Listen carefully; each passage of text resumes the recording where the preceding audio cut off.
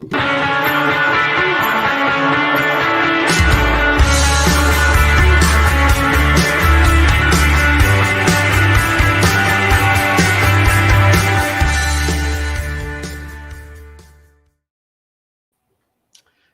afternoon, Louisiana. Welcome to Odds and Ends for Monday, December the 6th.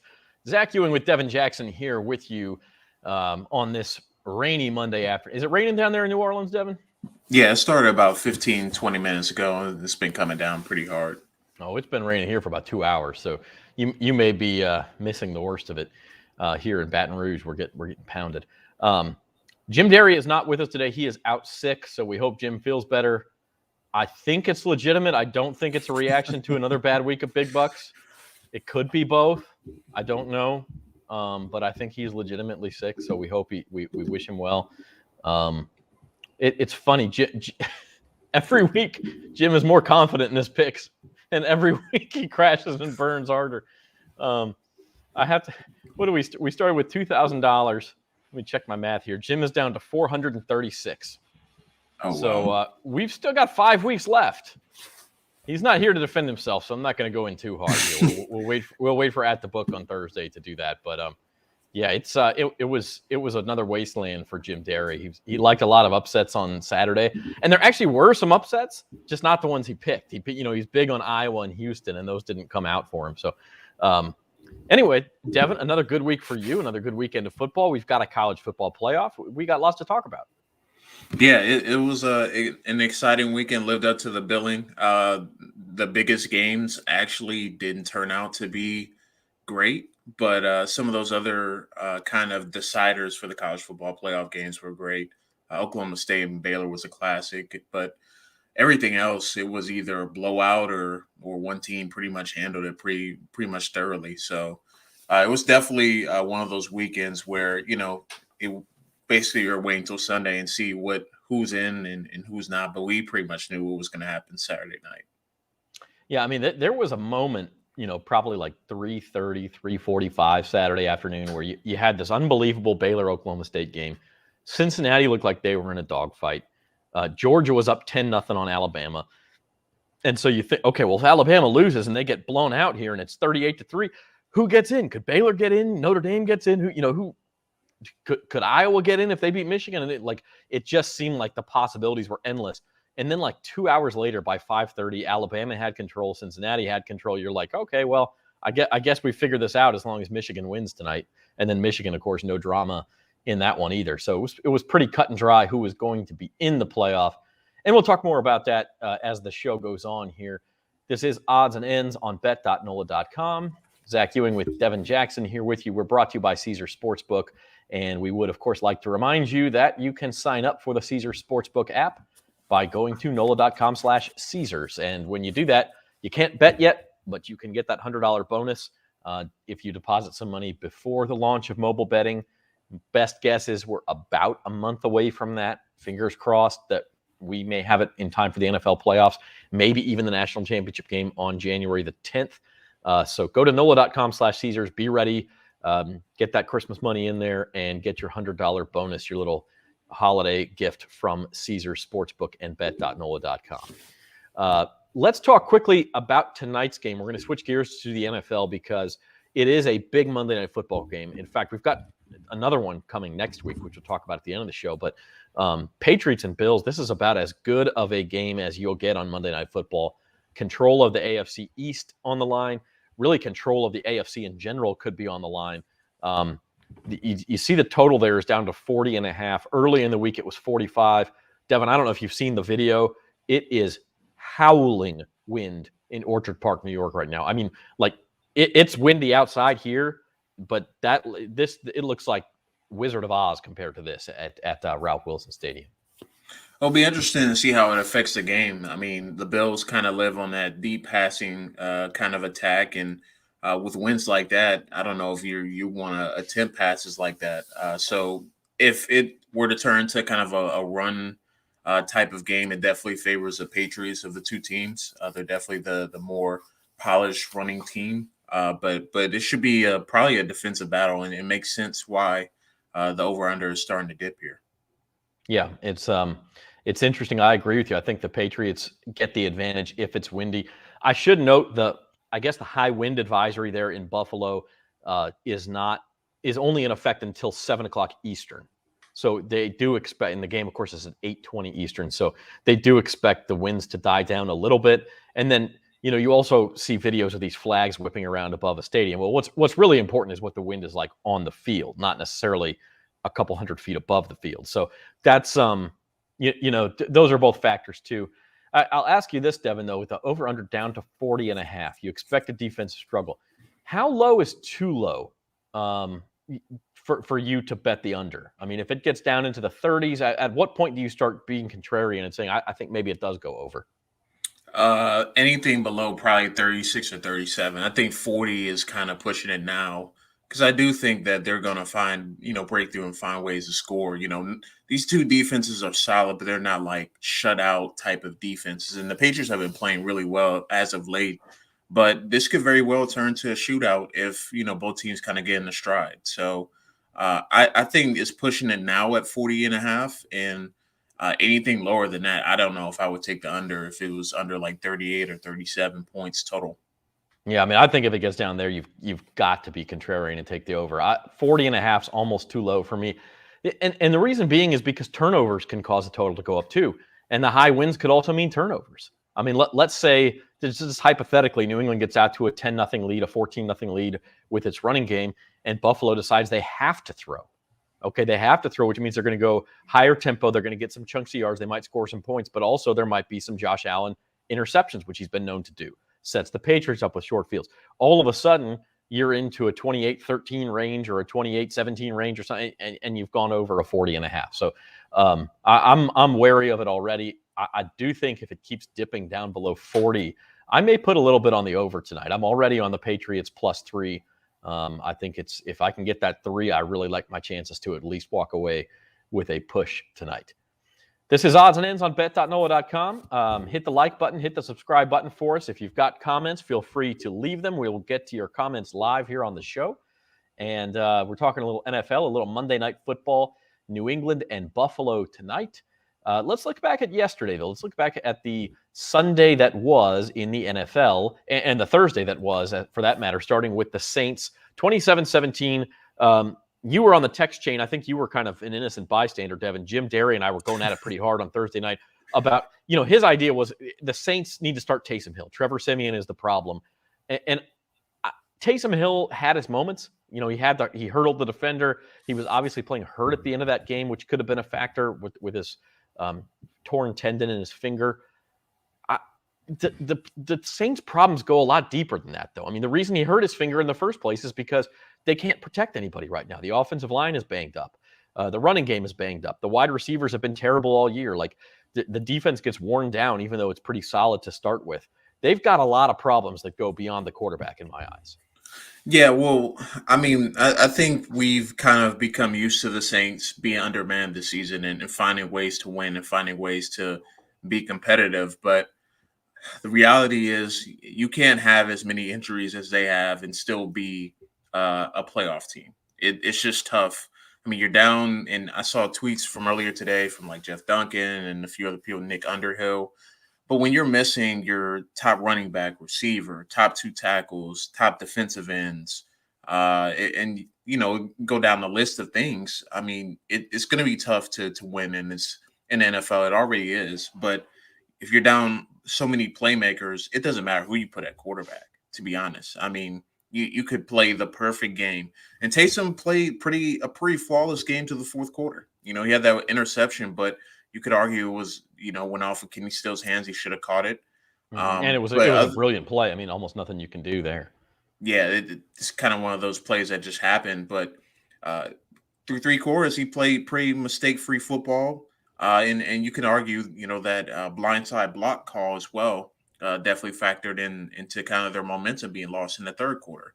But when it's all said and done, you just can't turn the ball over. And he did that. And he did in 3 consecutive possessions, and that was pretty much the game, because it wasn't like Dallas was doing anything special offensively. The Saints defense played well too. So I think, the quarterback change definitely gave him more energy and it helped the offense in the first half. But at the end of the day, Taysom really isn't the answer. Trevor Siemian really isn't the answer. You really can't do much when the injuries pile up and you make mistakes. So I think it's hard to pinpoint just the quarterback position and say, well, this is the reason they're losing, and obviously a win to making the change. But I don't know what the Saints do. They're kind of stuck now because if Taysom Hill is healthy, they'll probably play Taysom Hill. But if he continues to play like he did in the fourth quarter, do you go back to Simeon or do you kick the tire on Ian Book? So Saints are kind of in a tough position right now, even if, Taysom Hill, comes back from the injury, the finger injury, and is able to play. So the Saints, I think, are really – the expectations have to be set lower for them right now. They're not a healthy team. I agree with you. And and the point is, frankly, if Taysom Hill goes back out there and he doesn't play well or he repeats this, turnover plague performance or whatever, it's going to be too late anyway. I mean, look, they've got 5 games left. They've probably got to win 4 of the 5 to make that gets you to 9-8. I think 9-8 probably gets you in the NFC. And that's really the bit of good news as we look at the rest of these results. A lot of dogs barking, as you see on the right side of the screen there. The Vikings lose at Detroit. The 49ers lost in Seattle. The Eagles did win. They beat the Jets. And the Washington football team, this is really where it stings for a Saints fan because Brian Johnson hit the game-winning field goal for Washington, where if they lose, the Saints really, they lose to the Cowboys, but everybody else almost had easier opponents in that circle of NFC wildcard contenders. And everybody else lost too outside of the Eagles and then Washington. So if Brian Johnson misses that field goal like he missed plenty for the Saints earlier this year, it ends up being not that bad of a weekend for the Saints playoff hopes. Now, again, they got to play better anyway. I mean, we can't even talk about the playoffs unless, number one, they've got to go up to New Jersey and beat the Jets this week. They've got to do that. If they do that, then they've got the Bucs. Okay, that's going to be tough. But you at least set yourself up to the point where you can get to the final 3 weeks of the season, which is Carolina, Miami, Atlanta. And you have at least an outside shot of sweeping those 3 games, I would think, and getting yourself into the playoffs. But number one, you've got to beat the Jets, and you've just got to get a little bit healthier. I mean, we know Jameis Winston's not coming back. We know the receiving core is not going to be solved. But if you could get Ryan Ramczyk, Teron Armstead, Alvin Kamara, Marcus Davenport, if you could have them healthy for those last 3 games, and say you beat the Jets, lose to the Bucs, you're 6-8 at that point. Maybe all is not lost as far as making the playoffs. And that you've got to question, I guess, at some point, is it even worth it? Yeah, I mean, and even more news just coming in. Deontay Harris suspended for 3 games for the DWI. And then Cam Jordan is supposedly going to hit the COVID list. So it's starting to pile up for the Saints.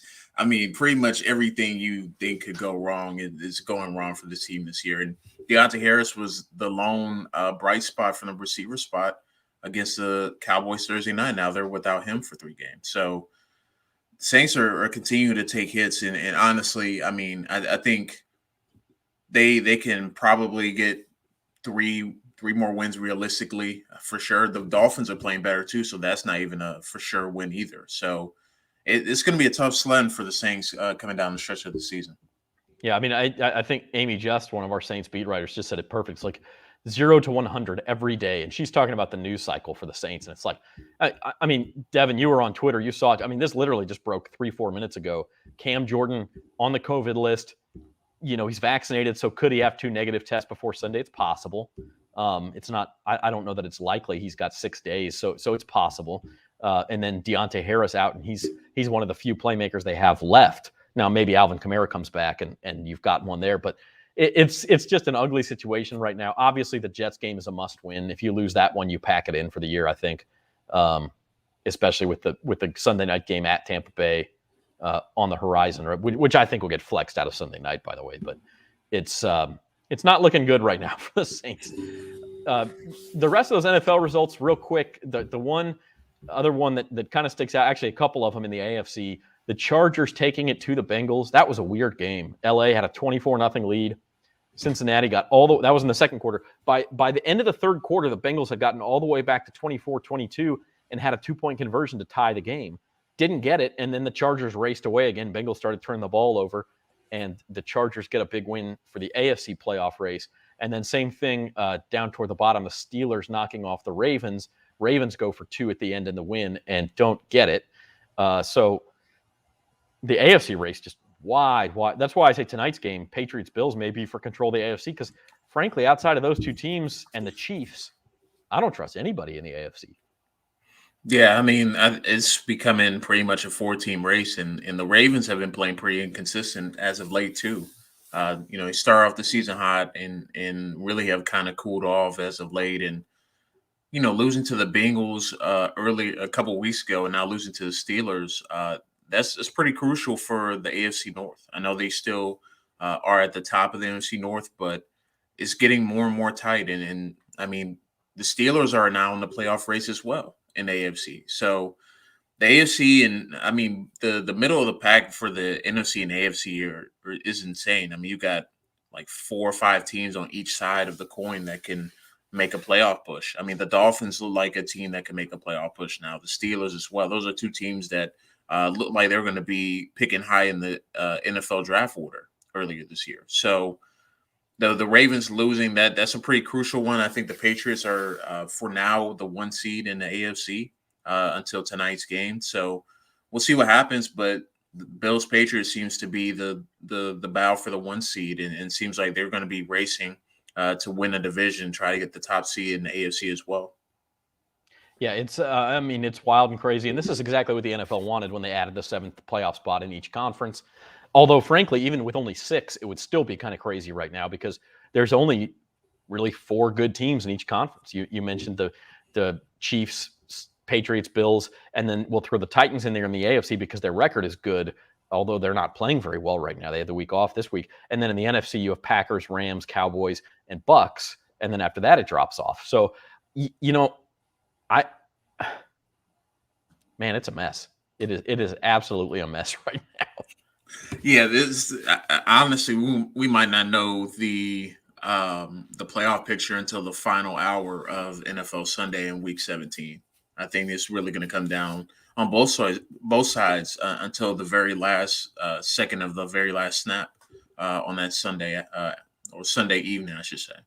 Yeah, and then they'll always put those games in the 3:25 window, the games that mean something, and so you got to watch all the way to the end. Yeah, it's a mess right now, and it will continue to be a mess. We're going to pivot and talk some college football here on Odds and Ends, and it's college football is always a mess, but it's less so, I think, this year than it normally is. It just so happened that it worked out. We talked about like you had kind of a very clear top 4, and that's because Alabama was able to stake its claim 41-24 over Georgia and outscored them, by the way, I think 38-7 over the middle 2 quarters of that game. I know they outscored them 24-7 in the second quarter and then just added to it in the third quarter. They are the number 1 seed in college football playoff. Michigan 42-3 over Iowa gets the number 2 seed. Cincinnati, first group of 5 team in, although you've got to wonder if not for that result right below Cincinnati, Baylor holding off Oklahoma State by half a yard in the end. Does Oklahoma State get in over Cincinnati? I think they very well might have. I mean, literally, Cincinnati became the first group of 5 team to get in. All it took was go 12-0 and beat the team that's number 5 head-to-head. They beat Notre Dame head-to-head. If it weren't for that, if it weren't for the combination of those 2 things, I'm not so sure Cincinnati gets in. I mean, if they beat, let's say they scheduled, instead of Notre Dame, they had scheduled Pitt. Well, Pitt's a very good team. And if they beat Pitt, but I don't think a head-to-head win over Pitt gets them in. I think Notre Dame or Baylor maybe would be in that situation. And so it just proves how hard it is for a group of 5 team to get in. They had to go 12-0, 13-0 actually, and they had to beat head-to-head the team that was number 5, which of course you don't even know who that is coming into the year, right? Yeah. I mean, you had no clue that they were going to even be as good this year, speaking on Notre Dame. So it was definitely a gamble for Cincinnati. Everything just had to work out perfectly, like we talked about even a month ago. We were still worried that Cincinnati still might not get in. And I mean, like you said, at like 3:30 on Saturday, it looked like they weren't going to get in because if they played a close game with Houston and then Oklahoma State finds a way to win that game against Baylor, they'll probably land Oklahoma State in over Cincinnati. And then you have pretty much a firestorm on social media on Sunday afternoon trying to figure out why Cincinnati didn't get in. But things went their way because, I mean, even – I think they would have had Alabama in even if they lost, but I think it would have been depending on the margin of victory. But yeah, Cincinnati had everything pretty much go their way to get in, and I think we're finally going to get them to see a chance. Now, in terms of the seeding, they did not get a favorable matchup. They're playing Alabama. But we knew that. Yeah. I mean, they were going to get Alabama or Georgia. It was not going to be easy. Yeah, and many thought that Michigan should be number one, but after what Bama did to Georgia, I pretty much knew that what was going to happen there. So Cincinnati has a tall task ahead of them, and they're going to need to pull out all the stops to try and stick with Bama. What do you make of that argument, Devin, Michigan for number one? Was there a point Sunday night where you thought maybe they could get it, and do you think they deserved it? I don't think at any point I thought they would get number one, just because I know how much the committee loves SEC teams. And the way they dominated Georgia really from the second quarter on, I knew that they were going to get the number one spot. For me, I think what held back Michigan just a little bit is the way they lost to Michigan State, because they had the lead and, Michigan State stormed back and won the game. Had it been like back and forth and they lost in like a last second field goal or something like that, I think it would be viewed a little bit differently. But I think the way they lost, if they lost the way that Bama lost to Texas A&M to Michigan State, I think it might have been a different argument. And then also just a shout out to the UL Raging Cajuns winning the Sun Belt in Billy Napier's final game in Lafayette. They name their new head coach as well after the game. And I mean, just to speak to the job Billy Napier did, 7 one-score wins this year. They were 7-0 in games decided by 8 points or fewer, and this was the 7th one. And so UL gets to go to the New Orleans Bowl, where they will play Marshall on December the 18th. And really just they have become very adept at controlling games with their running game and their defense. Yeah, UL, and we had talked about it on At the Book. I thought UL was going to come out and play inspired, and they did. But it really took the defense there at the end to kind of seal it for them, and it kind of made sense for the way the season went for them. Like you said, they had 7 one-score wins this year, and it wasn't pretty all the time, but they found ways to get it done. And I feel like that's kind of the way Billy Napier coaches. It's not going to be flashy. It's not going to be over the top. It's just going to be very consistent and pretty straightforward on the way they play football. So, kind of best of luck to him at Florida. I think he'll do great things there, be able to recruit. I believe he's taken the UL offensive coordinator with him to Florida. It might have been defensive coordinator, but he's taken a few coaches with him to Florida as well. So definitely best of luck to him. But I think UL is in good hands with their next coach. Yeah, Michael DeSormo, who was the Cajuns co-offensive coordinator, is the man who is the Raging Cajuns' new head coach. And he went to Catholic New Iberia. He's a local guy.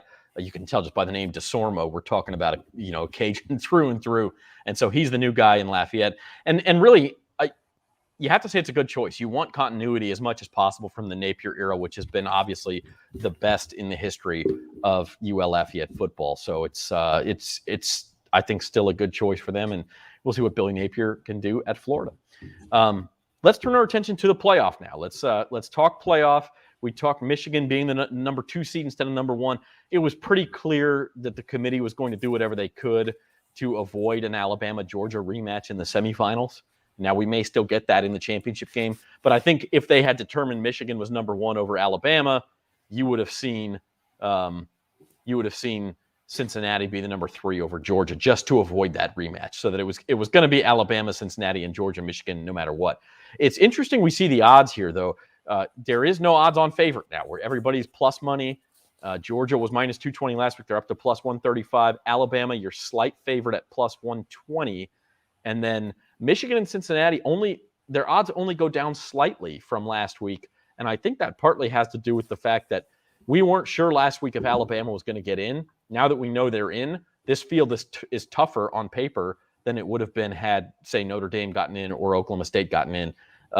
But knowing that one of those teams is going to have to beat Alabama and then Georgia, or Georgia and then Alabama, makes Michigan and Cincinnati long shots at this point. Yeah, I think when you look at kind of this odds list, I think Michigan is probably the best value because they definitely have the defense to win in the running game. And I think, going into that game, and we're going to talk about lines a little bit later in the show, but, going to that game, a lot of people are going to still think Georgia is still a really good team. Michigan, we know kind of the history with Jim Harbaugh in big games, but he's kind of quelled that this year. I mean, his biggest games of the year, minus the Michigan State game, they've come to play and played really well. So I think Michigan is probably the best value on this board. Cincinnati, for me, I think they would have had a little bit of a better chance, I think, in terms of, kind of value if they weren't playing Alabama first. But just knowing that they're playing Bama first and Alabama felt like they were the underdog going into that Georgia game, they're going to continue kind of that mindset. And, I would be worried about, putting money down for Cincinnati. But Michigan, I think, is the biggest wild card of these four teams because of how well they've been playing the last 3 or 4 weeks. Yeah, I will say, I think Michigan's plus 7.5 against Georgia. That strikes me as too many points. I mean, I maybe that's recency bias just looking at the last game that they each played, but Michigan sure seems like they shouldn't be laying 7.5 points or getting 7.5 points against anybody. Yeah, they've been stellar all season long. I mean, even in their loss to Michigan State, played them right down to the wire. So I think it's going to be interesting to see if that line moves at all over the next couple weeks, and see kind of what happens there. I also think for Georgia, it could change as well if they decide to make a quarterback change. So we'll see what happens kind of with the line and how that moves. But just based on how well Michigan's defense has played this year, 7.5 seems way too much in that game. Yeah, no, I mean, but you bring up an interesting point. Stetson Bennett played the SEC championship game. Would they go back to JT Daniels at quarterback? I don't. Georgia's offense wasn't really the problem for me. They had almost 400 yards of offense. They had 24 points. I think going in, a lot of us chose, I think I had 23-20 Georgia. So I thought 24 points would be enough for them to win that game. The surprising part, of course, was that Bryce Young and Alabama were able to move the ball so easily on them. I do think there's some value in Georgia here. They're a plus. You can get them at plus money now. Yes, it's a tough game against Michigan and then probably Alabama again. But is there logic in thinking, Devin, that maybe Alabama held something? I mean, I'm sorry, that Georgia held something back against Alabama, that you don't show off everything and you don't switch quarterbacks to Daniels, even though maybe the opportunity was there to do that. Throw a few new looks at Bryce Young. If you can get past Michigan, get to Indianapolis on January 10th, maybe Georgia plays a different game and can win that game. Yeah, I mean, it's going to be tough because I think Alabama knows how to attack Georgia now. So it's really going to be about can they just generate a better pass rush? I think that's what it came down to, that Bryce Young had way too much time in the pocket for Alabama, and he was able to pick them apart.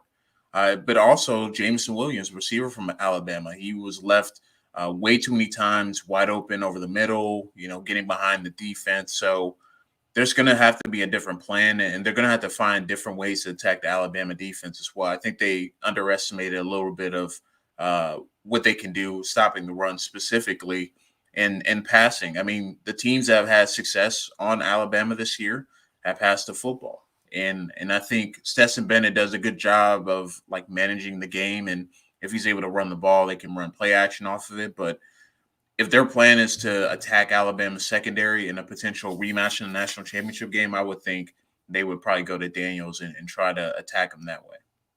Yeah, it'll be interesting to see. It'll be super interesting. Georgia, Michigan in the Orange Bowl is going to be fantastic. And I'm really looking forward to the Cotton Bowl, too, with Cincinnati and Alabama to see, can the Bearcats compete with them? I mean, I happen to think 13.5 is too much for that game. I don't think Cincinnati wins the game, and I have to do a little more research before I make like an official pick or I actually put some money down on it. But I feel like going into that thing, that strikes me as too many points. I would have handicapped Cincinnati more as like a +9 or a +10. If that thing gets up over 14, which I think it very well might with the type of money that usually comes in on Alabama, I would be willing to take Cincinnati with those points. One thing that's not interesting as we move on odds and ends anymore, it was interesting all year long. It's not anymore, is the Heisman race. And Bryce Young took care of that. Even as recently as 2 weeks ago, I mean, you could not name a favorite. And then Bryce Young had a huge game against Arkansas. Looked like the favorite, although at the same time, C.J. Stroud for Ohio State had a huge game against Michigan State. Last week, Bryce Young became the odds-on favorite when Ohio State lost that game to Michigan. But, he was only like -180. Aiden Hutchinson was hanging out there. We might have had a defensive winner. Like, let's say Georgia just thumped Alabama and Bryce Young looked bad or he got hurt or something. We very well could have had Aiden Hutchinson winning the Heisman. But instead, what happened was Bryce Young looked fantastic, took control of the race, and now all of a sudden what looked like a wide open race for 15 weeks is basically Bryce Young and everybody else just trying to get to New York for the ceremony. Yeah, he pretty much wrapped it up with that performance against Georgia. And it definitely seemed kind of in peril, before he had that game-winning drive or the game-tying drive against Auburn before overtime. Before that point, I mean, you could have made an argument for C.J. Stroud, Aiden Hutchinson maybe from Michigan. But now I think Bryce Young is pretty much sealed, and at this point, it's just about him winning it. And it's crazy to think with all the quarterbacks Alabama had recently, he'll be the first one to win the Heisman. He had Tua, they had Jalen Hurts, and both have gone on to and start in the NFL now. And him as a redshirt freshman doing what he's doing, we thought Tua was on that trajectory before injuries kind of robbed him of his college career. Bryce Young doing it now for Bama, I think, is a testament to what Alabama has been able to do recruiting wise and change their philosophy going after quarterbacks. So I think he's definitely at this point, it's pretty much a formality that he's going to win. But it definitely seemed like it was in the air in the middle or towards the end of that Auburn game, and with how well Aiden Hutchinson and C.J. Stroud kind of played down the stretch too. Yeah, I mean, look, I don't see any reason to bet on any of these long shots. They're all big payoffs, but we know at this point that it's going to be Bryce Young, and Alabama will become just the third school to have back-to-back Heisman winners after Devontae Smith won it last year. The other two, of course, are Oklahoma, which has done it twice, and then Ohio State with Archie Griffin in back-to-back years in 74 and 75.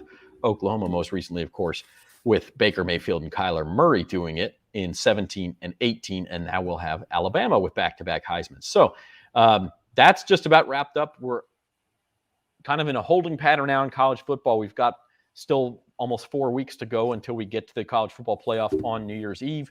And we've got a couple of weeks before we get any bowl games. But we will take a look at some lines. One thing we have coming up Saturday is Army-Navy. Army is 7.5-point favorite. And that game is Saturday afternoon at MetLife Stadium in New Jersey. And then just put some other bowl games up here of interest. The Raging Cajuns, 6-point favorites at the Superdome against Marshall. We mentioned the lines for the CFP semifinals there on New Year's Eve. Rose Bowl, Ohio State -6.5 against Utah on New Year's Day. And then LSU gets its marching orders under interim coach Brad Davis. They will play the last bowl game, before the championship game, of course. The last bowl game on January 4th in Houston, the Texas Bowl, LSU laying 2.5 against K-State. Anything stick out to you on this list, Devin, outside of those semifinal games? The Utah-Ohio State game. With bowl season, it's going to be really interesting how to pick some of these games, because you got to factor in on how much interest these teams will have in playing in them. Because a team like Ohio State, they were a quarter away from making it to the Big Ten championship, back to the playoff. They had a disappointing fourth quarter against Michigan and let it get away. also had a disappointing loss against Oregon as well. So are they going to be motivated to play that game and, kind of come back and finish the season off right? I think that's going to be an interesting one because I know Utah is going to be juiced up for the game. A lot of people didn't expect them to be at the Rose Bowl. They thought Oregon was going to run away with this, especially after beating Ohio State earlier in the year. So I think that's going to be a line to watch because I'm tempted to take Utah because I'm tired of not taking them and they ended up not only covering but winning straight out. But I think that game is the one to watch for sure. LSU game, same thing. Will these teams be motivated to play? They play kind of that last bowl game before we, turn our attention to the college football playoff. I think LSU will come ready to play. I mean, they want to, look good for the interim coach as well and the new head coach Brian Kelly. But we'll see who's all going to be playing in that game too, because they've had a ton of injuries too this season. So I think those are the two games on this list that stick out to me, especially the Utah game. I think Utah can not only cover, they can flat out win that game too. No, I mean, I think those are great points. You can't necessarily treat betting on bowl games the same way you do all year long because motivation, you almost have to become like an amateur psychologist. Which team is going to show up, which team doesn't have its coach, is that going to matter? I mean, like I sort of thought that Billy Napier with one foot out the door might affect the Ragin' Cajuns in a negative way on Saturday. Obviously it didn't. They played hard for him. But now that he's going to have both feet out the door and it's going to be a new coach for UL, does that make a difference? I don't know. Does it make a difference for LSU that they don't have Brian Kelly yet? You kind of have to judge the psyche of these teams. And it's too bad Jim's not here today. Of course, he'll be back on Thursday, we hope. Jim Derry out sick today, but he tells me he loves to bet on bowl games. He's always had a lot of success with it. I hate it. I've never had success with betting on bowl games because you're trying to gauge that motivation of these 18 to 21-year-olds, and even more so nowadays that you have all these opt-outs. Guys who are NFL draft hopefuls, which, by the way, the NFL draft, we've talked about it a couple times, starts April 28th at Caesars Palace in Las Vegas, so the Caesars Sportsbook will have a big presence there. But you just don't know how these teams are going to react to the situation. And that's the difficult thing. I think you really got to pick your spots when betting on bowl games. And we'll do so over the next couple of weeks. We'll have a lot of fun with it. How about Army-Navy? Army favored by 7.5. They've had a much better season than Navy, but that's one of those games you just throw out the records. Yeah, I would probably take Navy to cover in this one because I don't think it's going to be one of those games that you just run away with. And they tend to be pretty good games. I think Army is clearly the better team, though. But I think Navy will come ready to play, and obviously they want to win the game because there's been years that Navy's been the better team, but Army won. So that game could go either way, and I think I would take Navy if I had to choose between the two teams on who would cover or not. But that'll be an old school kind of old fashioned game. A lot of option in that one, and game will go by quickly. A lot of run plays. Yeah, that's one of the great things about it. Of course, the last couple of years it has been blowouts. Army winning 15-0 last year, and then Navy winning 31-7 the year before that. So blowouts can happen in that game, but we'll see Army favored by 7.5. You're watching Odds and Ends on Bet.NOLA.com, brought to you by the Caesars Sportsbook. Talked a lot of college football here today. Let's circle back and end the show with some more NFL discussion. Of course, tonight's game, Patriots Bills, very, very big in the AFC race, probably big for a lot of fantasy playoff pictures too. I don't know that I'd want to be relying on somebody in tonight's game. Luckily, I'm not in any of my leagues because that wind and now some snow coming in Buffalo, it looks super nasty. But let's look ahead to Week 14. I did want to correct something I said earlier. I said there were 4 top teams in each conference and then a mess after that. The NFC really has 5 top teams. You have the Cardinals at 10-2, Packers and Bucks both 9-3, and then Cowboys and Rams both 8-4. And then you get the drop off. So it's really only the 2 spots that are available in those last 2 playoff spots. And really, if you want to throw the Ravens into the AFC, you have 5 teams that have 4 losses in the AFC before you get down to the 5-loss teams. And so, just to correct myself there are really 5 teams that are solidly in the picture at this point. Saints are favorites again. This is the first time they've been favorites since they played Atlanta in Trevor Siemian's first start. They're road favorites up at the Jets by 6. I do wonder this, as you see at the bottom of the screen, this line is from 1 p.m. today. With the news of Cam Jordan and Deontay Harris, probably not big movement on that game, but maybe you see a half point worth of movement or a full point down to 5 if some money comes in on the Jets. Elsewhere, some big games. We talked about Monday Night Football. It'll be good again, Rams and Cardinals. Rams probably last chance if they're going to compete in the AFC West. They'll have to win in Arizona. Otherwise, they'd be 3 games down with just 4 games to go. And then, of course, the big one, Devin, Bills at Bucks. We'll see. The Bills will be on a short week and on the road. But that'll be interesting. That'll definitely be the game of the week, along with the Rams and Cardinals. They have a great slate of NFL action, and it couldn't come out at a perfect time. Kind of a lull with college football as we wait for the bowl games to start up. This is a perfect week for them to kind of grab the audience's attention and kind of focus now fully on the NFL. But yeah, there's a lot of great matchups this week. I think the line that stands out to me is probably Cowboys -4 against Washington. Washington's played fantastic football as of late. I think they've won 4 straight games and have really supplanted themselves in the thick of the NFC race, or the playoff race, I should say. And they have done a really nice job since the bye week of kind of, resetting and getting some crucial wins. So that game is going to be big, obviously, for the NFC East and the playoff picture. So that'll be one to watch. And then the Bills and Bucks, that line could change depending on what happens tonight with the Bills. The Bills were to go ahead and blow out the Patriots. I think you'll get closer to a pick 'em for that game. So we'll see what happens, but could be a potential Super Bowl matchup as well later in the season. Sure. Yeah. I mean, in fact, I think those teams may still be the favorites in their respective conferences at Caesars Sportsbook. I have to double check on that, but I don't think the Cardinals or Patriots or Titans or anybody else have supplanted those teams. So good call there. And the other thing I'll point out, look, things are dreary for the Saints. We broke it down. They are. They're bad right now. And if you lose to the Jets, the season is essentially over. And you're looking forward to that NFL draft on April 28th at that point.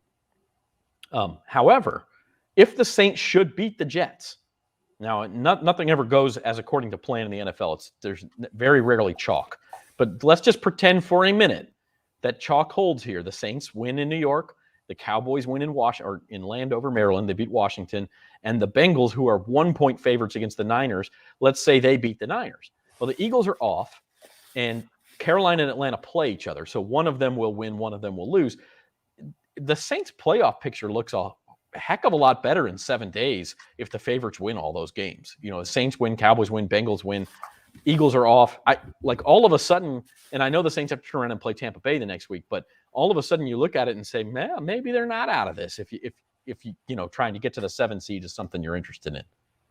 Yeah, they have to pretty much run the table at this point, because I think when you think about one of the Eagles or Washington is going to knock each other off, because I think they still have to play twice this year. I think you're right. So you would assume that one of them is just going to fall off the kind of the NFC picture. The Vikings can't figure themselves out. I mean, they're losing to the Lions. They play Thursday this week, by the way. They got Pittsburgh on Thursday. So that's a tough draw as well. If you're the Saints, you try and win this week. Figure out if you can get something done against Tampa again. I mean, the first one was hard enough, but this one is even going to be more tough. So that'll be one probably not going to win. But I mean, 4 out of the last 5 games is winnable for the Saints. It's there for them to take, and if they can run the table and win 4 of the last 5, they definitely have a chance with tiebreakers, especially if it comes down to Washington and them. Saints will have the tiebreaker against Washington. If both of them finish, I believe it will be 9-8. So there's a chance. It's possible, but Yeah, they got to figure it out. Yeah, we're not trying to blow sunshine up anybody's you-know-what. I mean, it is dreary for the Saints right now, and they are not playing well enough to win 4 out of 5 against anybody right now. However, things change quickly in the NFL. Listen, 5 weeks ago, they were 5-2 and had just beaten the Bucs with Trevor Siemian playing more than half the game. If they can get healthy, things can change. It's not over. And I encourage you all to look at NOLA.com /Saints. Amy just has a sort of a playoff picture. I think 538 has them at 14% to win to make the playoffs. ESPN is similar. It's like 18%. I mean, they have a chance, but it's going to have to start number one with a win in New Jersey this weekend, and they're going to need to get some help. And then they probably, unless they win in Tampa Bay, are going to have to win those last 3 games against Carolina, Miami, and Atlanta. But that's not impossible if they get healthy. That's what we're saying. We're not trying to blow sunshine.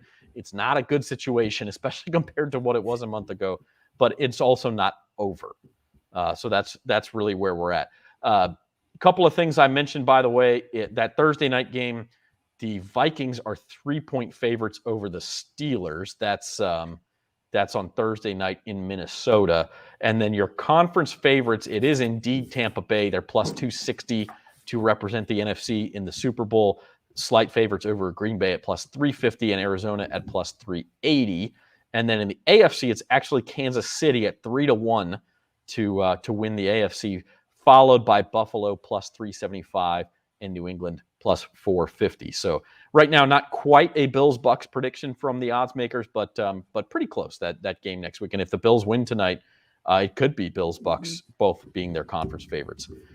Speaking of which, before we go, Devin, let's make our prediction for Monday Night Football. Patriots, Bills, what you got? I got the Bills winning. I think they are going to find a way to win the game and be able to move the ball in the Patriots defense. And I think they'll turn Mac Jones over a few times in this game as well. I think they have something to prove. They've been a little shaky on primetime this year. I know they beat the Saints on Thanksgiving, but against the Titans, that was a very winnable game earlier in the year as well. And I just think they're at the point where they kind of have to make their run and start getting hot and getting ready for a deep playoff run. So I got the Bills winning over the Patriots 27-24. All right, 20. So a little bit of a high-scoring game, and I'm with you there. I think this total's going too low. If I had to, like I said, if it goes under 40, I'm going to consider sprinkling something on the over. But I like the Patriots. I've liked them all week, and I do think they win this game. I'm going to go somewhere in the neighborhood of, let's say, 23-20 Patriots. So that's what I've got for tonight. It's going to be a great Monday Night Football game. This has been Odds and Ends on bet.nola.com. We're brought to you by the Caesars Sportsbook. And once again, like to remind you that you can download the Caesars Sportsbook app now in Louisiana. Go to NOLA.com/Caesars, offering a $100 bonus, are the fine folks at Caesars, a $100 free bet bonus when betting goes live. Expect that to be about a month from now. And keep it tuned to bet.nola.com for all the news on that and on everything sports betting. We're going to have a college football bowl betting preview out this week that Jim's working on. He will, of course, have his NFL picks. And then I'll be back tomorrow with Spencer for the fantasy roundup at 3:30. And then on Thursday at the book, Devin, you'll be live at Harrah's New Orleans at 4 o'clock. And we will preview the weekend. We're going to talk Army-Navy. We're going to talk Saints-Jets and everything else that you can handle from the weekend. Start to get into some NBA and college basketball talk as well as we get into December. So we hope you all have a good day. And for Devin Jackson, I'm Zach Ewing. We'll catch you next time.